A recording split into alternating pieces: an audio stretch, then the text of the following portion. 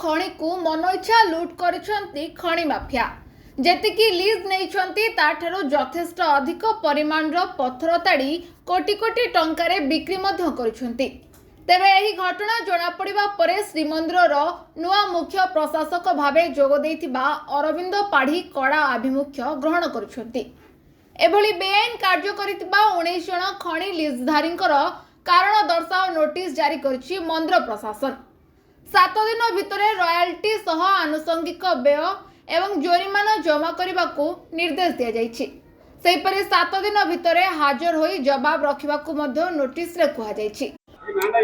मो ना देवेंद्रनाथ जेना मु खोर्धा उपर साइड आसलु आम उपर 1,84,12,750 टंका जोरिमाना कराई जे आमको खनिर लाइसेंस 22-23 रे वर्षक जगार मात्र मासक आमको ब्लास्टिंग परमिशन मिलला। मार्च मास की गोटे मास चलैकी तापर आम 23-24 रे वर्षक जगार मात्र ब्लास्टिंग परमिशन न मिलू आम मात्र 4 मास बंद करके 8 मास चलैलु। ये 9 मास आम खनि चलैचु। तृतीय वर्ष भी रॉयल्टी 58,61,285 दाखल कर प्रथम वर्ष द्वितीय वर्ष तृतीय वर्ष 3 वर्ष आम 58,61,250 टका दाखल करिया परे हमको 1,84,12,750 टका जोरिमाना कराई। अधिक आम करना मात्र 9 मास चलैचु खनि 9 मास भितर आमर लक्षाधिक टका से खर्च सर पानी से मैंने 7 फुट उच्चर पानी जमीला पानी की 4टा मेसीन लगे पानी खाली कर पहाड़ उपर माटी गुड़ाक प्रथम तलू खसेलु काईपदर न्यू बिल्डिंग स्टोन फेयर 10 वर्ष प्रॉपर इन्वेस्टिगेशन न करके 1,84,12,750 लीज नहीं 2018 किंतु 2023 रे ब्लास्टिंग परमिशन मिलला जेकि वर्ष पर केमति परमिशन आपण पाइले जे 2018 तो नेलेनी 23 केमति मिलला एठू ब्लास्टिंग परमिशन मिलला नहीं ब्लास्टिंग परमिशन मिलला जेकि ब्लास्टिंग परमिशन कलेक्टर दियंती किंतु सी 5 जन को आपको चिठी लिखती गोटे हूँ मंदिर प्रशासन द्वितीय सब कलेक्टर फायर ब्रिगेड आ डीएफओ आ पुलिस अभियोग देवाई आम 1,84,00,000 टका जो जोरिमाना है आम देवाई असमर्थ आम ब्लास्टिंग परमिशन है ब्लास्टिंग परमिशन को मिलू आम कि खनि पुणी चलू आम कंपानी ना मत न्यू बिल्डिंग स्टोन क्वारी काईपदर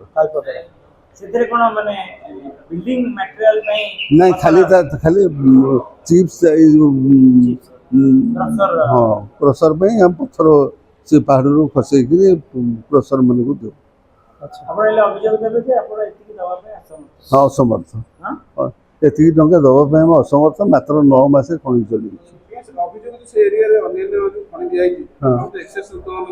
ना आम एक्सेस 9 मास भर के एक्सेस आम कर 24 मस मात्र 9 मास चल ए वर्षर मत चल ना कि 58,61,250 टका दाखल कर सेपटे केवल खणी लीजधारी उपरे कार्यानुष्ठान ग्रहण करा न जाई एही बेआईन कार्य संपृक्त थिबा समस्त सरकारी अधिकारी विरोध में कड़ा कार्यानुष्ठान ग्रहण करबा पई सेवायत दाबी करछंती।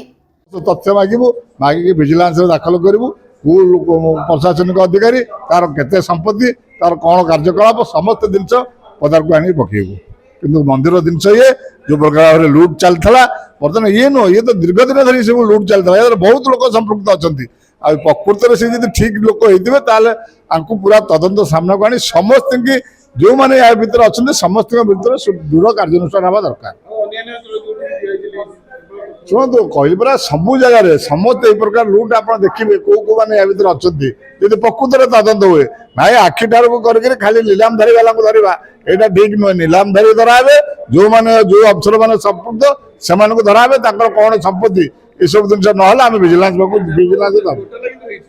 निश्चित घोटाला प्रबल जगह घोटाला है गोटे गोटे पहाड़ 70 लाख लोक जिन ना ବର୍ତ୍ତମାନ ହରିଲୁଟ୍ ପୁରା ଜୋରସୋର ହେଇଛି। ତେଣୁକରି ନିଶ୍ଚିତ ଭାବରେ ଆମେ ଗଣମାଧ୍ୟମ ଦ୍ୱାରା ଆପଣଙ୍କୁ ଜଣାଉଛୁ, ଆଗ ସେଇମାନଙ୍କ ଯେଉଁ ଅଫିସରମାନେ ଦାୟିତ୍ୱରେ ଥିଲେ ସେମାନଙ୍କ ଉପରେ କାର୍ଯ୍ୟାନୁଷ୍ଠାନ ଗ୍ରହଣ କରାଯାଉ।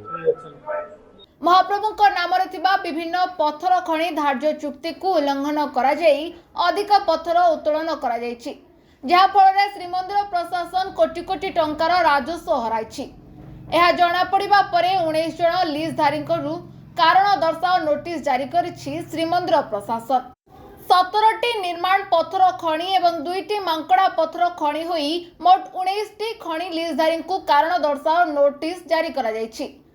ଓଡ଼ିଶା ଲଘୁ ଖଣିଜ ଆଇନ 2016 ଆଧାରରେ ଏହି ନୋଟିସ ଜାରି କରାଯାଇଥିବା ବେଳେ କେଉଁ ପରିସ୍ଥିତିରେ ଏଭଳି ବ୍ୟତିକ୍ରମ ହେଲା ସେ ନେଇ ଲିଖିତ ଜବାବ ମଗାଯାଇଛି। ନୋଟିସର ଜବାବ ମିଳିବା ପରେ ପରବର୍ତ୍ତୀ ପଦକ୍ଷେପ ନିଆଯିବ ବୋଲି ଶ୍ରୀମନ୍ଦିର ଉନ୍ନୟନ ପ୍ରଶାସକ କହିଛନ୍ତି। एक्सेस एक्सट्राक्शन କରିଛନ୍ତି ମାନେ ଆମର ଗୋଟେ ରହୁଛି ମିନିମମ୍ ଗ୍ୟାରେଣ୍ଟିଡ୍ କ୍ୱାଣ୍ଟିଟି ରହୁଛି ଏଗ୍ରିମେଣ୍ଟ ଅନୁସାରେ କେତିକି ପ୍ରତିବର୍ଷ କେତେ ସିଏମ୍ ଉଠେଇବେ ସେମାନେ କ୍ୟୁବିକ୍ ମିଟର କେତେ କ୍ୟୁବିକ୍ ମିଟର ଖଣିରୁ ପଥର ଉତ୍ତୋଳନ କରିବେ କିମ୍ବା ମାଙ୍କଡ଼ା ପଥର ନିର୍ମାଣ ପଥର ହେଉ କିମ୍ବା ମାଙ୍କଡ଼ା ପଥର ହେଉ ଉତ୍ତୋଳନ କରିବେ। କିନ୍ତୁ ଯେହେତୁ ଯେଉଁ କେସ୍ରେ ନୋଟିସ୍ ହେଇଛି ଆମର ଏଇଟା 22-23ର ସର୍ଭେ ମେ 23ରେ ସର୍ଭେ ହେଇଥିଲା 22-23ର ରିପୋର୍ଟ।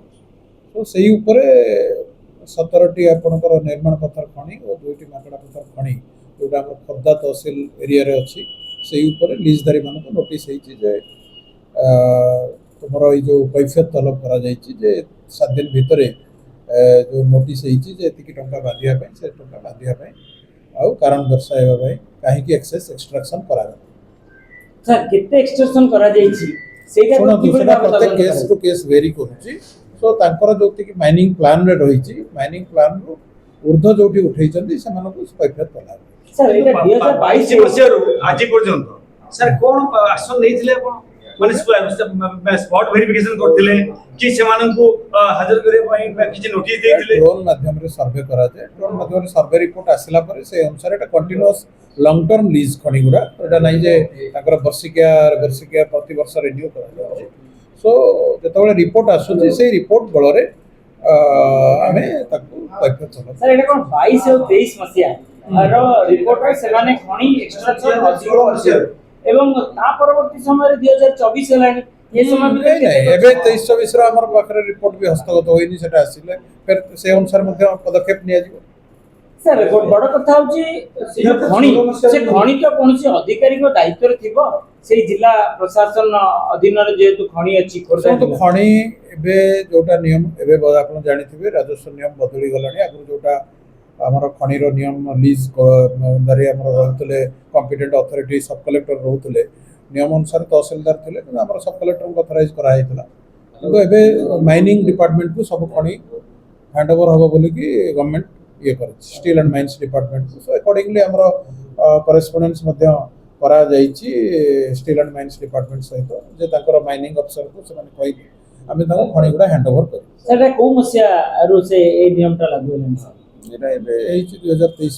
ତାହେଲେ ସାର୍ ତା ପୂର୍ବରୁ ଯେଉଁ ଅଧିକାରୀ ମାନଙ୍କ ଦାୟିତ୍ୱରେ ଥିଲା ସେ ଅଧିକାରୀ ଶୁଣନ୍ତୁ ମନ୍ଦିରର ଗ୍ରେଟର ଇଣ୍ଟରେଷ୍ଟ ପାଇଁ ଆମେ ସଦାବେଳେ କରୁଥିଲୁ କିନ୍ତୁ ଯେତେବେଳେ ବିଭିନ୍ନ ପ୍ରୋବ୍ଲେମ୍ସ ଆରାଇଜ୍ କରିଛି ତାପରେ ଆମେ ବାଧ୍ୟ ହେଲୁ ଯେ ଆମର ଖଣି ଗୁଡ଼ାର ଯେଉଁ ରହିଛି ତାର ପଇସା ଯେମିତି ଆମକୁ ଆସିବ ତା ଉପରେ କ୍ଲିୟର କଟ୍ ଗାଇଡଲାଇନ୍ ମଧ୍ୟ ରହିବ। ସୋ ଏପର୍ଯ୍ୟନ୍ତ ଗଭର୍ଣ୍ଣମେଣ୍ଟରୁ ଆମେ ଚିଠି ଲେଖିଛୁ ଆମର ଗଭର୍ଣ୍ଣମେଣ୍ଟ ଯେତେବେଳେ ଗଭର୍ଣ୍ଣମେଣ୍ଟର ରିଭାଇଜ୍ ଇନଷ୍ଟ୍ରକ୍ସନ୍ ଆସିଛି ଆମେ ଚିଠି ମଧ୍ୟ କରେସ୍ପଣ୍ଡେନ୍ସ କରିଛୁ କିନ୍ତୁ ଯେହେତୁ କୌଣସି କ୍ଲିୟର କଟ୍ ରିପ୍ଲାଏ ଆମକୁ ଆସିନି ସୋ ତା ଉପରେ ବାରମ୍ବାର ଏବେ ମଧ୍ୟ ସାର୍ ଆସିକି ମଧ୍ୟ ଚିଠି କରିଛନ୍ତି। ସୋ ତା ଉପରେ ଆମେ ସୁନର ଦେନ୍ ଲେଟର ପାଖାପାଖି ଆନୁଷଙ୍ଗିକ କରାଯାଇଛି 7 ଦିନ ଭିତରେ ଜବାବ ଦାଖଲ କରିବେ ନୋଟିସ୍ ଆମର ସ୍ପଷ୍ଟତା କ'ଣ କ'ଣ ଉପରେ କୁହାଯାଇଛି ଯେ ରୟାଲିଟି। ଶୁଣନ୍ତୁ ଦୁଇଟା ଜିନିଷ ଆମର ଏଥିରେ ଆପଣଙ୍କର ମାଇନିଂ ଯୋଉଟା ଆମର ଏଗ୍ରିମେଣ୍ଟ ତାଙ୍କ ସହିତ ଅଛି ଆଣ୍ଡ ମାଇନିଂ ପ୍ଲାନ୍ ଅଛି ତା ଅନୁସାରେ ଏଗ୍ରିମେଣ୍ଟ ଅନୁସାରେ ଯେତିକି ଲିଫ୍ଟିଂ କରିବା କଥା ତାଠୁ ଯୋଉଠି ଅଧିକା ଲିଫ୍ଟିଂ କରୁଛନ୍ତି ସେମାନେ ତାକୁ ତାର ରୟାଲିଟି ପେନାଲ୍ଟି ଏଟସେଟ୍ରା ଦେବେ। ସୋ ସେଇ ଅନୁସାରେ ତାଙ୍କୁ ନୋଟିସ୍ ହେଇଛି।